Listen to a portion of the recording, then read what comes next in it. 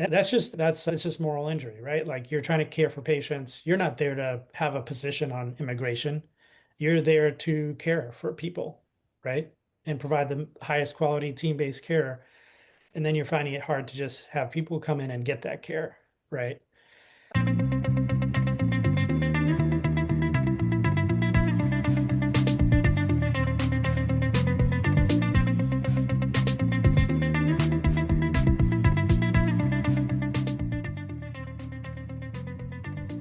Hi, everybody. You're used to hearing Grace Pratt's voice start this podcast off.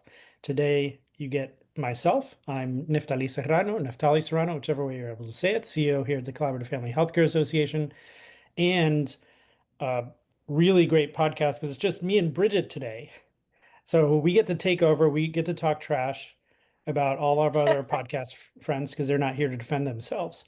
No, we're not going to obviously do that. We might maybe a little, make fun of a little bit. So, Bridget, say, Hello, I'm Bridget, BHC and Director of Behavioral Health, Primary Care Behavioral Health out in Washington State, and doing a lot of consulting and CFHA courses. And yeah, always just trying to figure out what's going on in the world of integrated care. yeah, and that's a great segue into our topic for today. We're going to be talking about just it's December, it's natural to think about the year that's passed and think about what's going on in this world that we're trying to change, right? We're all about transformation here at CFHA.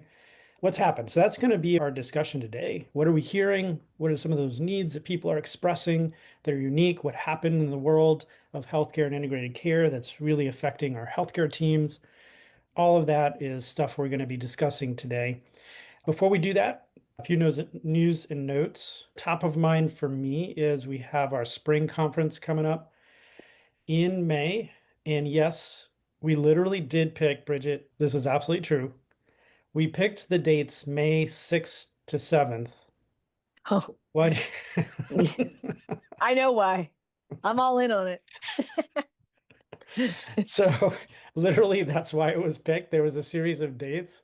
And then when one of the staff members said 6, 7, that everybody's no, we have to do that date now. We just have to do that date. So that's literally why that date was picked. That's So May 6th, how we can make it go away. As soon as the old people think it's exactly. funny, join in the trend, that it completely makes it not cool for the kids. Absolutely. Yep. Yeah, I'm pretty sure the trend is done now that we're picking up on it. So yeah, so the call for proposals is open. And we'll put the link in the show notes to the call for proposals. Basically, if you're working in the area of building teams and team-based care and bringing physical health and mental health together, and particularly this year, we're really looking at going back to one of our roots as an organization. CJ Peak was a researcher and thought leader in CFHA at its inception in the late 90s.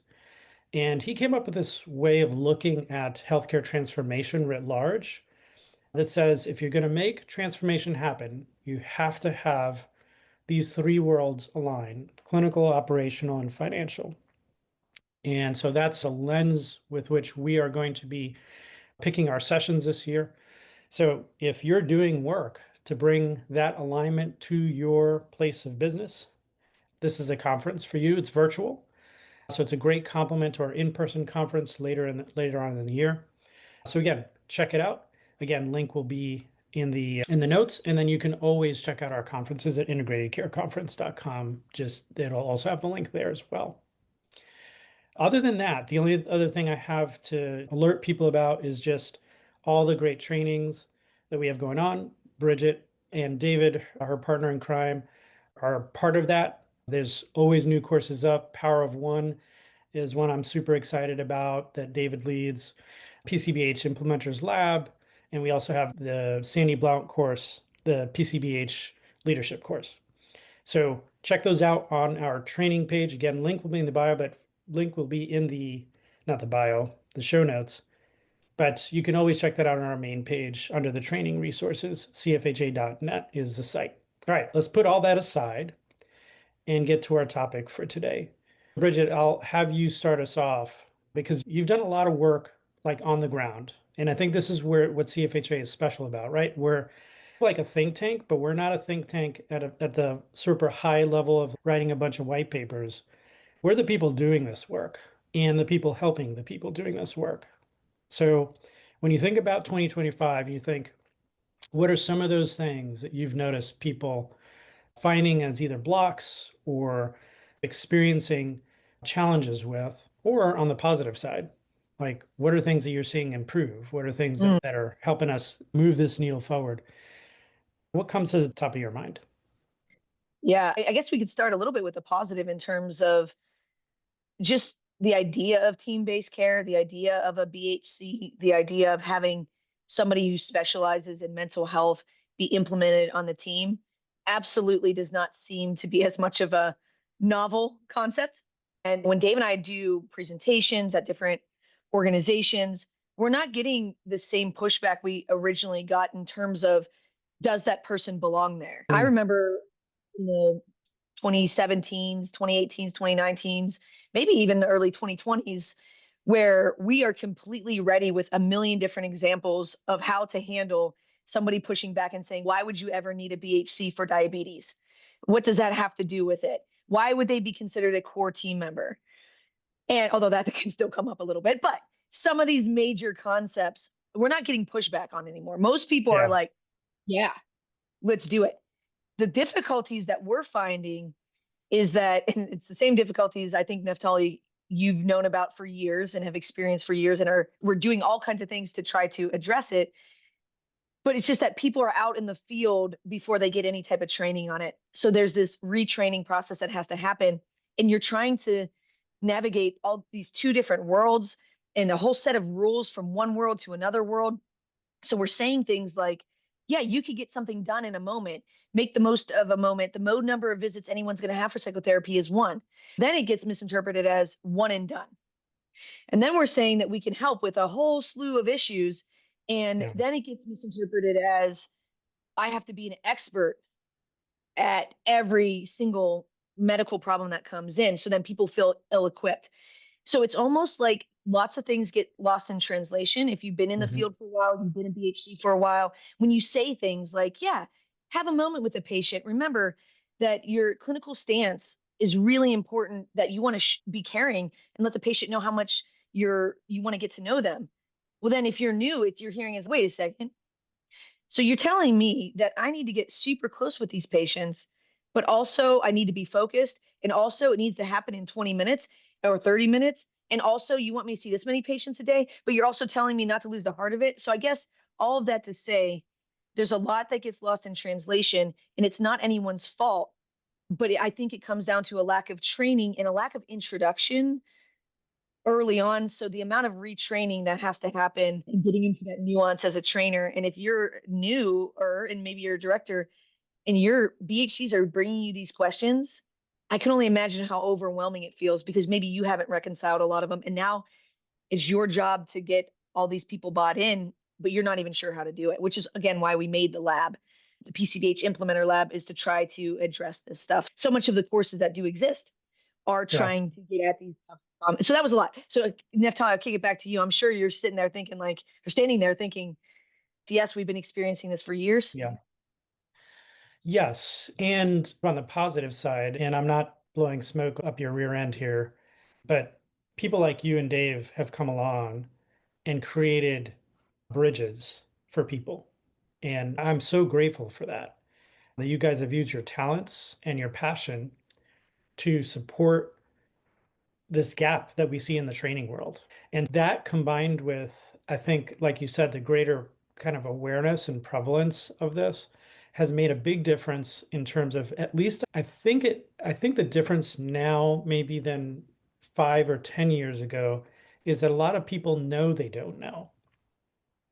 Mm, And then that draws them in to try to get training. And there's many more training opportunities now. There's stuff we have, there's other stuff. UMass does some really good training. And I know for other models, you have Meadows and Ames, you have psychiatry stuff all over. So there's options for people, but because I think that there's greater awareness. Oh, yeah, this primary care thing is different. And this way of working and thinking is different. But I think on the positive side, like I just think there's so many more opportunities and there's a lot more awareness that there's a gap there to fill. On the negative side, I would say the thing that I'm still a little bit frustrated about is that the workforce development sort of people, which is academia, have still not caught up in mass to the idea that what we really need is to reconfigure the workforce, right? So this is not just like a side project in healthcare.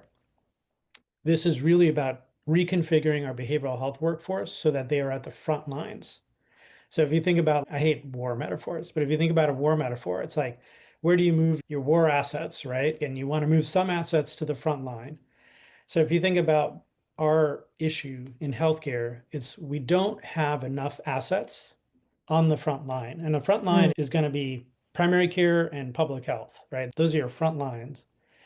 So do we have enough, as you said, folks trained to adopt this mode of work, to understand how to maximize a single session if that's what you're going to have, but also to understand how to manage chronic disease management, right? Over a period of time, over years potentially, with patients in their practice as they're co-managing them with their primary care provider.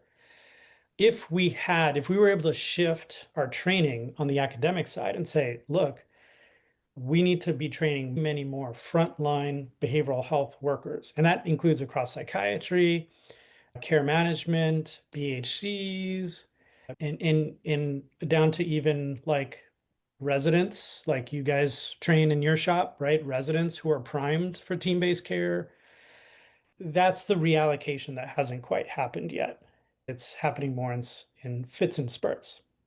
But so again, what encourages me is we are trying to do stuff for that. So examples include we have a new group this year that started master's level professionals in integrated care. And that came from the community. That wasn't something we started. There's some folks who came out and the leaders are from an academic center. And they're like, hey, we know there's this problem with master's level professionals who don't have any orientation in their programming for integrated care. And we'd like to figure out a way to solve that. So that group's been meeting. On the residency side, we have a behaviorist and family medicine group that's meeting. And that gives me some hope that we can maybe transform residency education going forward. So I think there's some positive signs there, but we still have a ways to go. I'm curious also because it's been a shit show of a year politically. Have you seen any or experienced any kind of residual from that in your work, either in your consulting life or in your own clinic? Yeah, I think that I guess this isn't that new, but there's just a major polarization where folks feel very impacted on all sides. So it's almost, there's a lot more tension in people's households, from what I Mm, could tell, a lot more frustration both sides. So people come in and they're really frustrated with the other side. And there's a lot more strain on family systems because of the political climate, because people will absolutely yeah. go to each side. And I see it all every which way in terms of folks that are very pro the current situation and the current administration, and people that are very not. And then I guess in reverse, where they're coming in and they're saying, hey, I can't talk to my family member because they are either a super pro administration or they absolutely don't want the administration, want a new administration. So it's, yeah, I definitely think that the overall civility is and the polarization and the extremes all the time. And then I think in the consulting world, it's not as much as I actually would have thought it would have been, but just the uncertainty around funding Hmm. definitely is something that kind of is swirling, maybe because it's always been a little bit uncertain with funding, that I'm used to it as a consultant, that we know that something can't really come through until the funding is done. So in some ways, I'm hearing that. In other ways, I've been surprised that it hasn't been as much because I'm like, hey, I think there's some funding issues going on. So yeah, I think that it's tough times. I keep talking about to just live in 2025, and I guess it'll be now about to be 2026, is enough to cause a low grade anxiety disorder. Yeah. Just like at baseline, the Yeah. inflation really, that's another thing, is just how expensive everything is. So getting to the clinics with gas, Yep. groceries, everything is tight. And then some folks who have insurance, so if it's not Medicaid and there's no copay, so they are paying a copay. They're telling Yeah. me like I have to be very strategic when I come in for not only your visits but medical visits, and being very strategic about doing it. So yeah, I would say that the overall experience of living and being a human being in 2025 and now into 2026 is definitely enough to cause low grade anxiety disorder. Yeah, I think that's a great way of putting it. Yeah, that's exactly right. There's so many pressures from a variety of different angles. As you said, there's that internal family pressures that almost everybody is experiencing. And then the external pressures of the economy. Our health systems are feeling that pressure. Definitely a lot more anxiety being pushed down from C-suite down to the teams, a lot more asking for justification. Not that, again, that's always been there, right? Those pressures have always been there to some degree, but I think it took on a different level of urgency. And there was some real world stuff. Like here at CFHA, we lost probably 200 members. Most of that's Oh. because of organizational memberships, who the organizations, they were academic institutions, and those got cut, experienced deep cuts from the federal government early in the year. So they couldn't justify a membership for 100 of their people. I think we've seen some of that. And I think another area that we've been hit in particular, and this is pulling the curtain back on what we do, but that's just, we do just what we do. But like we've had significant drop in consulting contracts. And I would say less in the number of contracts, but in the size of the contracts. People just Hmm. have less money to do things with because they have less funding from external sources. And those things, of course, are going to get played out over time. The other impact I think in 2025 that I can think of is just the stress on folks, and particularly areas that are affected by immigration. So there's a lot of stress, especially mid-year and then in pockets as ICE has gone into different neighborhoods about how to protect patients and how to do outreach to patients because patients have. I talked to one BHC director and they had gone to pretty much almost all virtual with Hmm. their Latino patients because they didn't want to, the Latino patients weren't coming into the clinic out of fear. And that's just moral injury, right? Like you're trying to care for patients. You're not there to have a position on immigration. You're there to care for people, right? And provide the highest quality team-based care. And then you're finding it hard to just have people come in and get that care, right? Oh yeah. So I think those are some of the things that for me color what some of our members have experienced this year. Yeah, I think that's a really key piece. You can't do any podcast without mentioning the contextual interview Yeah. in terms of it's never been more important to ask them Right. about their living situation, their relationship, their family, their friends, their belief system, their income or work, and the external forces that are at play, and to do what we can to address them, whether it is moving more towards virtual visits versus coming in person if they don't feel safe. And this is where the moral injury hits because you see this as a clinician and you're like, and you might be listening to the podcast and you're hearing me talk and say, hey, you need to know all this stuff about your patients and you need to take it into account, which again, I agree with that. And at the same time, think about that moral injury of just like what you're experiencing as a clinician. And then it's this weird thing where you want to own but not over own. You want maybe you're not owning it in the terms of it's all of yours to solve. You're working within your confines, and then there's moral injury there because it's that feels not great. But what else are you going to do? You do Yeah. what you can in different pockets, whether it's political activism or yeah, going trying to address things systemically. But there's only so much. I don't know if I feel comfortable asking every clinician to go do that. So there's just Yeah. fine lines, and it's just an absolute minefield. I think the take home message is we are all living in a very stressful situation, whether you're the clinician or the patient, and to do our best to have civility, to do our best to have that empathy and live in that other person's world, and then to problem solve within it. That's the best I've been able to figure out to do. I don't even know if that's the answer because then is that being, I don't know. If we keep making workarounds, is that, Yeah. I don't know. Yeah. I think I love hearing the tension in your voice because I think it's very relatable, right? I completely agree. I don't want to keep putting things on clinicians and saying, so you've got to walk this perfect line, right? And own all this stuff.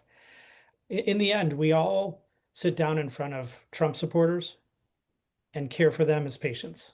I know there's listeners right now listening to us right this second who are shaking their head. They might work in Oklahoma and in rural parts of North Carolina near me, or they might be out there in Montana and all over, like all over. People are taking care of Trump supporters and they're taking care of anti-Trump supporters. And I know those of you listening out there are constantly doing your best to, as Bridget said, take into context the person's worldview, how they see the world, and then trying to work with that in whatever way possible to provide the absolute best care for them and to help them live the best lives they can possibly live. And I know that there's many of you out there also who are caring for immigrants and folks who identify as trans and moms who are pregnant and anxious about their pregnancies because they live in states where abortion care is not only illegal, but a crime. And there are these tensions that we live in that we cannot solve. And yet we're called to care in the middle of those tensions. And I think looking back, I think that's been a big part of the challenge for us this year. It's learning how to live in that tension without, as you said, over owning it and making ourselves somehow responsible for the solutions. Because the truth is that at the end of the thing, we just really don't have the power to make the changes to the larger problems. Which really, Bridget, if you think about it, especially from a contextual interview standpoint, that's a lot of what we do with people all the time in a way, right? We're maybe not able to solve, we're not there to solve all their sort of big problems, right? But we're there to help guide them through understanding their situation, understanding what their values are, and then applying those values as best as possible given their context to maximize love, work, play, health, spirituality, right? That's what we're trained to do. Yeah, I think on the micro level, when it's me face to face with another person, that's all I'm trying to do. And myself, Deepu, and Dave came up with the clinician stance and we specifically operationalized it for the first time. That's new material that's happened in 2025. We were able to present it at one of the ELOs at CFHA, and we called it the seeing approach. So the shared vulnerability. So the first S is for that shared vulnerability that you're bringing in, that I'm a human, you're a human, we're in this moment together. The embodied empathy. So the Yeah. embodiment is the somatic awareness, and then the empathy is taking the perspective of the other person. And then the I for inquiry, the N for noticing exceptions, straight from solution focused brief therapy, and the G being a guide, often taken straight from motivational interviewing. When I do that on a micro level, I'm just all in. It doesn't matter. I'll just speak for myself. It doesn't matter to me which side folks are on or aren't on. It really is just about connecting in that moment. That actually still feels easy in some ways. Those micro moments do actually, and I don't know, they do feel easy to me. Like I can get into that mode because it really is just learning about the person's love, work, play. What is tough at times is when somebody that you're sitting with is explaining how this is how much income they've had, and now it's been slashed, and now they don't have housing because something else has been Yeah. slashed. And that, like, the connecting with them is the easy part. But then it's like looking around and being like, oh yeah, what would you do if your income was slashed and your housing was slashed, and now their family member is scared of being deported or whatever, because I don't have those fixes. Although, to your point, we've never had fixes, and I shouldn't even be approaching patients as though I'm going to fix them. But these are contextual Mhm. realities that are hitting so hard in terms of, which is why I said what I said in the very beginning of the podcast, that like everybody minimum is probably walking around with low grade anxiety disorder. I don't like calling it a disorder because it's expected, but low grade anxiety, because even if we come up with the most perfect, they're going to go do A, B, and C, it doesn't take away the reality that there's housing insecurity and maybe there's a family member who is at risk of not being able to be in the country. So that's the hard part, Yeah. I guess. Yeah. The No, easy I part is totally get it. connecting. I totally get it. Yeah. I think what we're well practiced at is really loving the patient in front of us, right? And we have a particular way of loving the patient through the contextual interview, right? And really, by loving, we mean attending to their reality, right? Mm. To who they are in the context of their reality. And that part, like you said, is not hard, even when there are parts of their reality and maybe aspects of their being that we might find difficult to absorb ourselves. But we're practiced at that, right? I think you're right. It's the part where, especially along basic needs and basic dignity, right? Where we can't leave our human side out. And it's, yeah, like I don't want anyone to be feeling that level of helplessness and that lack of resource.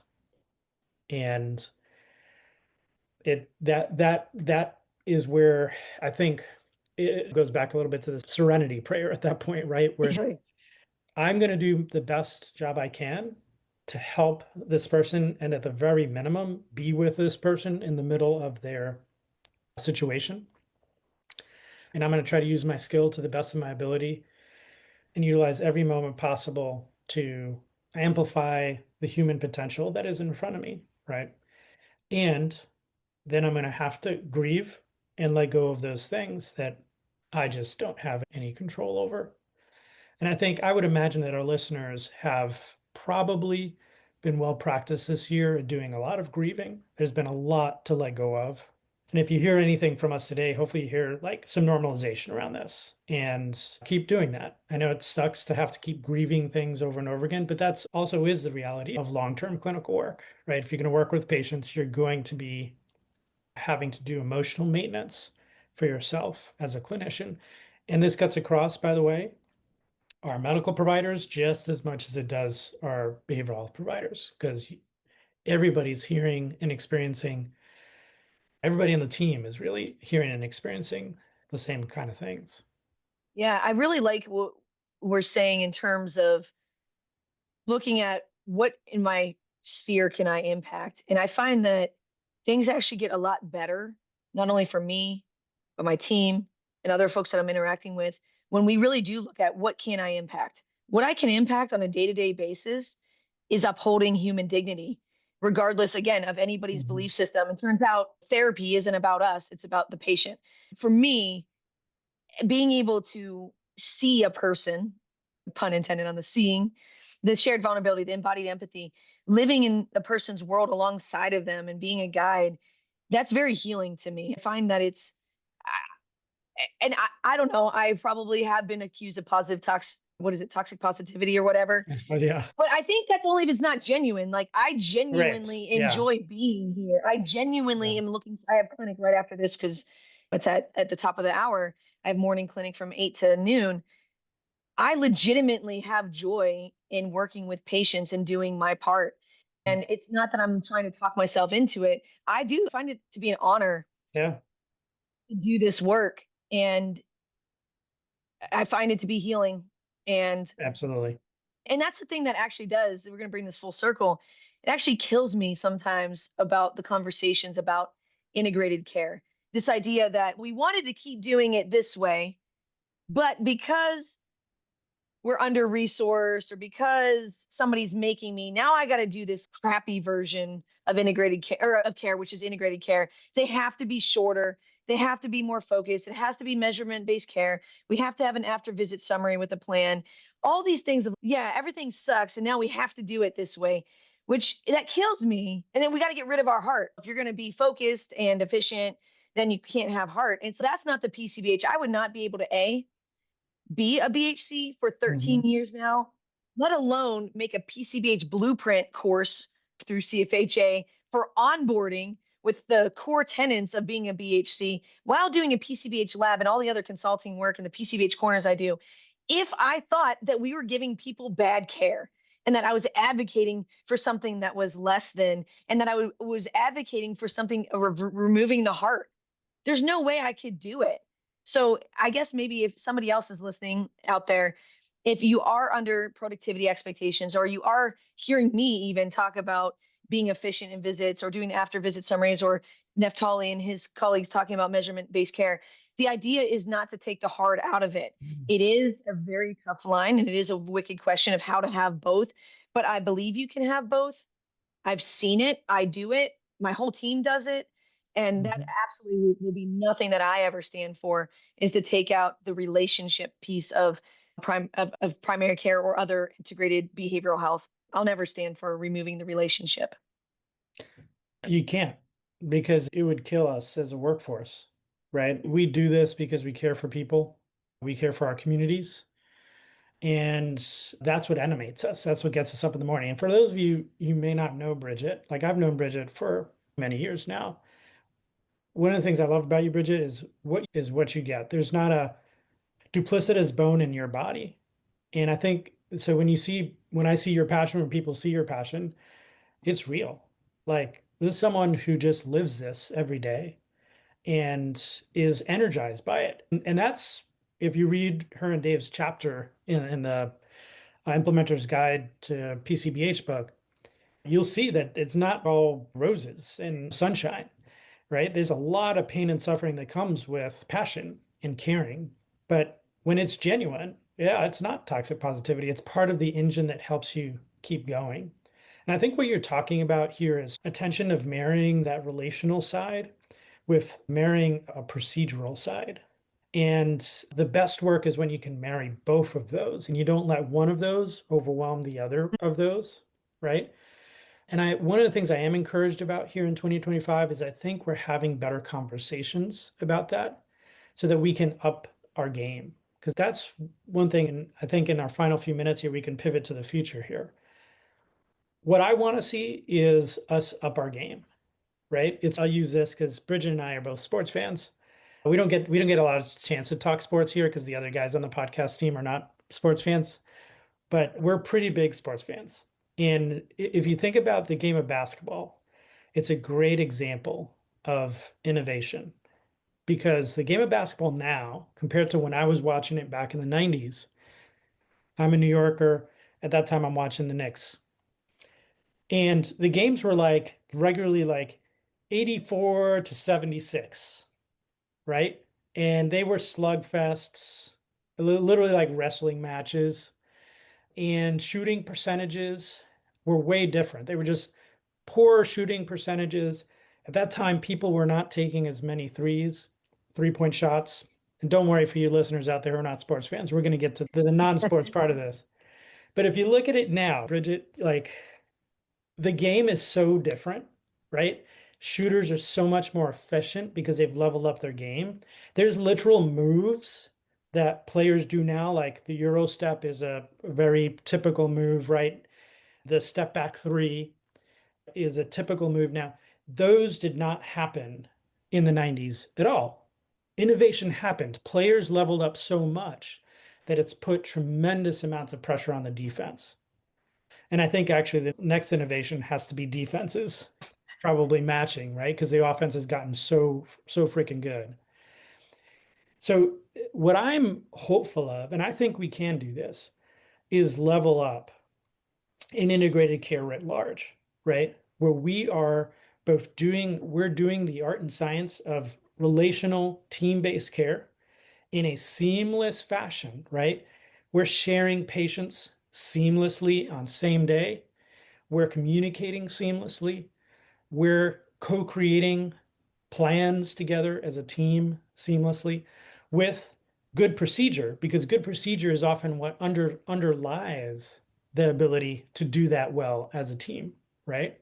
So that it's not an exception, and it's also not due to the individual talent per se of the clinician. Like you have to be a superstar to make this work. I don't want that it's work because there's a superstar clinician. I want it to work with the average clinician who can make this work because there's great procedure, there's great processes, and they're very well trained in relational team-based care. That to me is where I think we're headed. I think we can get there, but that's going to take work. I think you said that so well, balancing the relational and the procedural.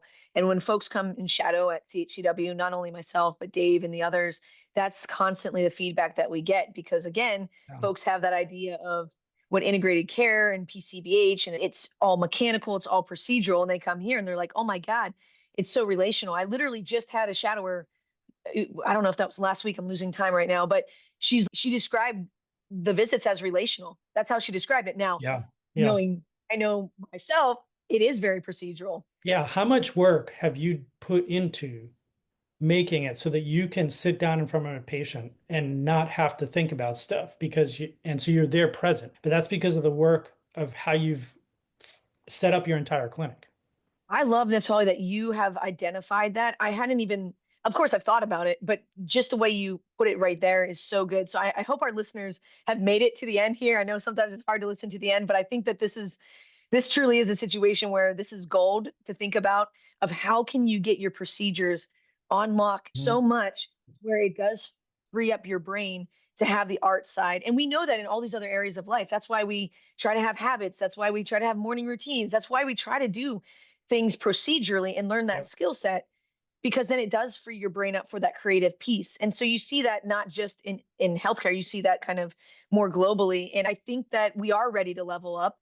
I think that so much of the work, again, from the PCBH blueprint that is out, it's asynchronous through CFHA. There's 4.5 hours worth of procedural foundational aspects to PCBH so that if people can get that down, then they can bring the art in and the relation aspect. And there's no intention ever to get rid of the relational aspect. So I just Mm. love how you put that. And I do love the metaphor being a former basketball player.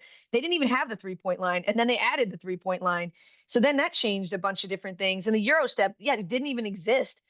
And so fast breaks and having somebody other than the point guard bring the ball up the court and the Yeah. point center now that they have with Jokic and LeBron and Giannis and other folks playing some point center. It didn't exist the same way.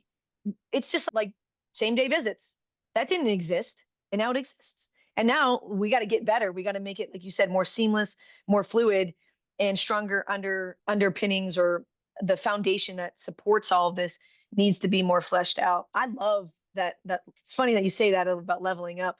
Dave and I are doing a separate consulting, and one of our name of our little segments that we have for a webinar series, we call it Leveling Up Leadership. So I Mm. love that leveling up that you're thinking of for Yeah, I mean, it, 2026. it gets us focused on what's possible and gets us also out of the box, right? A lot of what we've done and innovated and integrated care is out of the box type thinking. And I think there's still room. I'm encouraging people like Oh, there's still room, right? So I can throw out all sorts of things that people think are crazy, right? But I really believe that if we reconfigure primary care over the next 10 years, your PCP may not be the first person or even the most common person that a patient sees. Because it doesn't, the visits don't have to start with the PCP. It should be tailored to what the patient's coming in there for, what their primary need is, and it might be that the BHC sees the patient first, and they're the one that's playing point that day, that point center idea, right? Like they might be the distributor, right? As opposed to the yeah, passive recipient. The clinical pharmacist may have a bigger role on the team. The nutritionist may have a bigger role on the team. When you think outside the box around these, it opens up new solutions to these thorny issues that we often have about like how much time we have in a visit and why are we not getting to the outcomes we need? How do we manage a team, right? Day of, right? All those things, you have to be creative. You have to think what is actually the end point that we want here? And then almost sometimes re-engineer that. Just so like basketball did. Basketball's like, yeah, hey, how do we score? You know what? It turns out threes are a more efficient way of scoring, right? So let's shoot more threes, right? And again, you can either like that or not like that if you're a basketball player, depending on what aesthetic you like. You can't argue with the results there, right? I think 2026 and beyond gives us opportunity for possibility. And I want us to be thinking like, yeah, how can we be creative around how we organize our teams? How can we be creative around how we think about delivering care? And in all of that, as we've already said, we're always going to maintain relationship. And the oh end yeah, goal is always going to be this interaction with the patient that feels extremely conversational, that feels present and centered on who they are and what they're trying to do to live their best life. Yeah, because that's where the healing takes place, a big chunk of it. Yeah, and the necessity of looking around, and none of us like stones in our shoes. None of us like those times where you're like, oh my gosh, I just can't figure this out. But that is what's going to birth the innovation. And we have, I know we got to wrap up here, but just want to say, like, when you're talking about what we need, back in the day, we always had warm handoffs and everything go through the PCP. Now, if you're just a patient here, you absolutely can get started with the BHC right away. MAs, medical assistants, receptionists, call center can also facilitate warm handoffs. So we have moved away from this idea that it has to be from the PCP to just all hands on deck, all team. And we got several crazy innovations that came organic in nature with pairing a PCP and a BHC together and seeing everybody that they see. We now have up to up to five medical providers who are pairing with BHCs.